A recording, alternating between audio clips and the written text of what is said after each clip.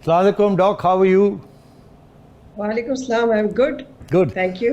Dock देखिए, आप UN में भी परमानेंट रिप्रेजेंटेटिव रही हैं, हमारी सफ़ीर भी रही हैं अमेरिका, एक दफ़ा नहीं 2-3 दफ़ा। मतलब ये आपसे बेहतर कौन हो सकता है जिसको पता हो एक्चुअली हमारी गवर्नमेंट की पॉलिसी क्या है, हम क्या चाहते हैं, अमेरिका क्या चाहता है और अफ़गानिस्तान में क्या होने जा रहा है। अभी हाल ही में आपने 2-3 ज़बरदस्त किस्म के मज़मून लिखे हैं। मैं चाह रहा था कि आज हमारी व्यूअर्स को भी आपकी जो ख़यालात हैं उससे आगाह किया जाए। तो मेरा सबसे पहला सवाल आपसे ये है कि आपने आखिरी मज़मून में ये लिखा कि एक खिड़की, छोटी सी खिड़की, नैरो विंडो ऑफ अपॉर्चुनिटी अब रह गई है, और वो अब दोहा में 10 और 11 तारीख को जो मीटिंग्स होने जा रही हैं एक्सटेंडेड ट्रॉयका की और जो नेबर्स की मीटिंग होने जा रही हैं, आप कह रहे हैं कि अगर वहाँ मसले हल ना हुए तो फिर शायद गेम हाथ से निकल जाएगी। तो डॉक्टर साहब ज़रा एक्सप्लेन करें कि वहाँ किस किस्म की डिप्लोमेटिक ब्रेक थ्रू की ज़रूरत होगी। देखें सेठी साहब, पहले तो ये कि एक इंटरनेशनल कंसेंसस तो आपके सामने है जिसका पाकिस्तान भी एक हिस्सा है, और वो इंटरनेशनल कंसेंसस क्या है उसकी आपने अक्कासी सुनी और देखी पिछले हफ्ते यूएन सिक्योरिटी काउंसिल की मीटिंग में। वहाँ पर जो कहा गया और जो मुख्तलिफ ममालिक कह रहे हैं वो यकसा आवाज़ है, और वो क्या है कि जी मिलिट्री फोर्स से तालिबान जो है वो कब्ज़ा नहीं करना चाहिए उनको। अगर वो करते हैं तो वो पराया स्टेट बन जाएंगे, पराया रियासत बन जाएंगे। और तीसरी बात ये कि इंटरनेशनल कम्युनिटी का भी ये कहना है और पाकिस्तान का भी कहना है कि वो एमिरेट जो है जिसको वो रिवाइव करना चाहते हैं या री एस्टैब्लिश करना चाहते हैं, वो कबूल नहीं है टू द इंटरनेशनल कम्युनिटी। और सब यही चाहते हैं कि मुज़ाकरात के ज़रिए कोई ना कोई हल निकले ताकि अफ़गानिस्तान एक सिविल वॉर की तरफ ना जाए।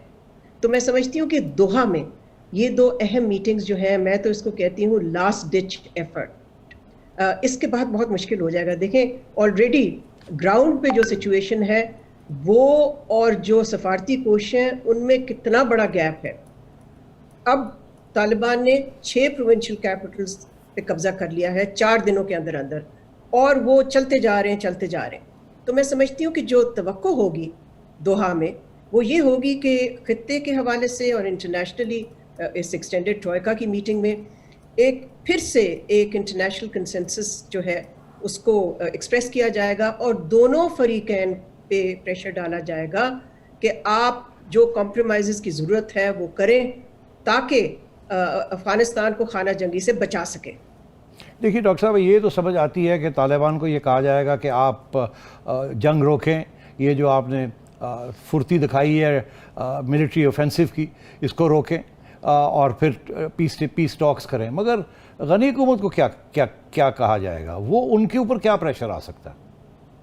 मेरा ख्याल है जो एक पॉसिबिलिटी जो मुझे नज़र आती है वो ये कि पिछले महीने जो दोहा में टॉक्स हुई थी जो कि लीडरशिप लेवल पे हुई थी बिटवीन द तालिबान और रिपब्लिक के जो नुमाइंदे थे, उसमें अब्दुल्ला ने एक ट्रांजिशनल गवर्नमेंट का ऑफ़र दिया था, टेबल किया था ये प्रपोज़ल, जो कि कहीं हमने उसके बारे में कुछ सुना नहीं।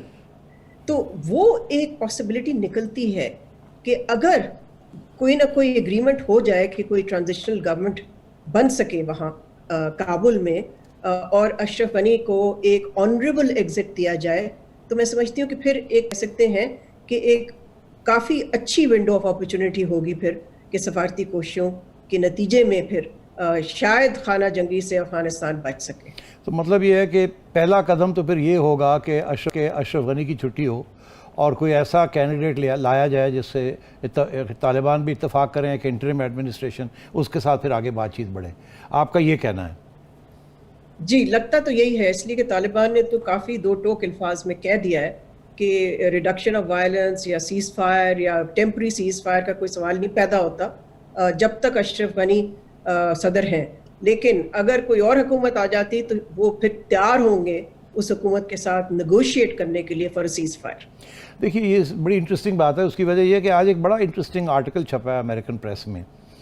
3 बड़े इंपॉर्टेंट कॉरेस्पॉन्डेंट्स हैं, उन्होंने ये लिखा है कि प्रेसिडेंट बाइडन ने ये फ़ैसला किया है कि हम अब गनी की हुकूमत को पैसे वैसे तो देते रहेंगे, हथियार भी देते रहेंगे, मगर वो जो मैसिव एयर सपोर्ट एक्सपेक्ट करते थे कि अफगान नेशनल आर्मी को प्रोटेक्ट किया जाए, وہ یہ کہہ رہے ہیں کہ اب ان کا فیصلہ واشنگٹن میں یہی ہے کہ اب وہ ایئر سپورٹ یا اس قسم کی ڈائریکٹ انٹرونشن امریکن ٹروپس کے ساتھ یا ایئر پاور کے ساتھ شاید وہ نہیں ہوگی، اینڈ کہ افغان آرمی اپنے آپ کو اب ڈیفینڈ کرے، ہم نے بہت ان کو پالا ہے، ٹرین کیا ہے وغیرہ وغیرہ. تو کیا یہ ایک قسم کا اشارہ ہے اشرف غنی کے اوپر کہ اگر آپ اپنے پاؤں پہ نہیں کھڑے ہو سکتے تو چلیے پھر بیگز، پیک یور بیگز؟ میرا خیال ہے کہ امریکہ نے تو کافی کلیئرلی کہا تھا کہ ہم اپنی جو ایئر سپورٹ ہے وہ صرف اگست کے آخر تک رکھیں گے. اور دیکھیں سیٹھی صاحب، اس کا بھی کوئی جو امپیکٹ ہے یا اس کا مقصد ہے وہ یہ نہیں ہے to tilt the military balance. وہ اس قسم کے چھوٹے موٹے ایئر سپورٹ سے کیا ٹلٹ ہوگا ملٹری بیلنس جو بیٹل فیلڈ پہ ہے. اس کا مقصد صرف یہ ہے اور رہا تھا کہ ڈیمورلائزیشن جو ہے وہ افغان نیشنل سیکورٹی فورسز میں نہ شروع ہو جائے اور وہ کوئی کولیپس نہ کرنا شروع کر جائے. تو اس حد تک تو یہ آبجیکٹو جو ہے وہ سمجھ میں آتا ہے، مگر اس سے زیادہ تو کبھی تھا بھی نہیں. تو میں سمجھتی ہوں کہ اس وقت جس چیز کی ضرورت ہے ایک لاسٹ چانس ہے ڈپلومسی کے لیے. مگر دیکھیے نا، میرے ذہن میں دو سوال آتے ہیں. ایک تو یہ کہ طالبان کو آپ کیسے روکیں گے؟ جس طریقے سے وہ چل رہے ہیں، جو پریشر اب پاکستان پہ، کیا یہ پریشر آ رہا ہے کہ آپ کچھ لیوریجنگ استعمال کر کے طالبان کو سمجھائیں، روکیں یا کچھ کریں؟ اور وہ کس قسم کی چیز پاکستان کر سکتا ہے، اگر کر سکتا ہے کچھ، کہ ان کے اوپر کسی قسم کا پریشر لایا جائے؟ میرا خیال ہے کسی ایک واحد ملک، ایک سنگل کنٹری کے پاس لیوریج نہیں ہے ٹو پرسویڈ اور ٹو طالبان. یہ صرف پاسبل ہو سکتا ہے اگر کلیکٹیو ایکشن کے ذریعے پریشر ڈالا جائے. اور میں سمجھتی ہوں کہ دوحہ میں جو سب سے اہم چیز ہوگی وہ یہ ہے کہ ایک پیکیج آف انسینٹیوز اور ایک سیٹ آف ڈس انسینٹیوز رکھے جائیں دونوں سائڈز کے سامنے. مگر ڈس انسینٹیوز کیا ہو سکتے ہیں؟ obvious کہ کیا ہے، طالبان کے لیے ظاہر ہے D listing from the UN sanctions regime بہت اہم ہے، ریکگنیشن بہت اہم ہوگی. اور پھر تیسری جو ایلیمنٹ ہو سکتا ہے وہ ہے فیوچر انٹرنیشنل اسسٹنس کا. تو میں سمجھتی ہوں کہ دیکھیں اس وقت ہمیں کریٹو امیجنیٹو ڈپلومسی کی بھی ضرورت ہے، مگر اس وقت رونا دھونا نہیں ہونا چاہیے اور نہ ہی بلیم گیم ہونی چاہیے. نہ ملکوں کو چاہیے کہ ایک دوسرے کو الزام تراشی کریں اور نہ ہی رونا دھونا شروع کریں کہ جی ہم پہ کیوں پریشر آ رہا ہے. آئی تھنک فوکس ہونا چاہیے اس وقت، بیکاز صورتحال سیٹھی صاحب آپ بھی بڑی اچھی طرح سے جانتے ہیں بہت ہی خطرناک موڑ پہ کھڑی ہے. اور پاکستان کے لیے خاص طور پہ جو فال آؤٹ ہو سکتا ہے ایک خانہ جنگی کا، وہ تو پچھلے خانہ جنگی سے کہیں بدتر ہوگا. دیکھیے، ایک تو فال آؤٹ ہو گیا direct on Pakistan as a neighbour, refugees, civil war, terrorism وغیرہ. دوسرا فال آؤٹ کیا یہ بھی کچھ ہو سکتا ہے کہ یو ایس پاکستان ریلیشنز کے اندر بھی اور بھی کوئی دراڑ آ جائے اور ٹینشنز بڑھ جائیں اگر ایسے نہ ہوا جیسے امریکہ چاہتا ہے یا انٹرنیشنل کمیونٹی چاہتی ہے، اور وہ پاکستان کے اوپر سارا بلیم آ جائے؟ دیکھیں اس لیے ضروری ہے سیٹھی صاحب جس چیز کی آپ نشاندہی کر رہے ہیں، اس لیے ضروری ہے کہ پاکستان کو تنہا نہیں کچھ کرنا چاہیے، نہ ریکگنیشن نہ کوئی اور action. Pakistan should firmly align itself with the international consensus اور اس کے ساتھ چلنا چاہیے. بیکاز آگے جا کے آپ ٹھیک کہہ رہے ہیں کہ پاکستان امریکہ تعلقات پہ بھی بہت ہی نیگیٹو اثر پڑ سکتا ہے ایسے وقت پہ جب کہ ہمارے تعلقات کا کوئی بائیلیٹرل کانٹینٹ ہے ہی نہیں.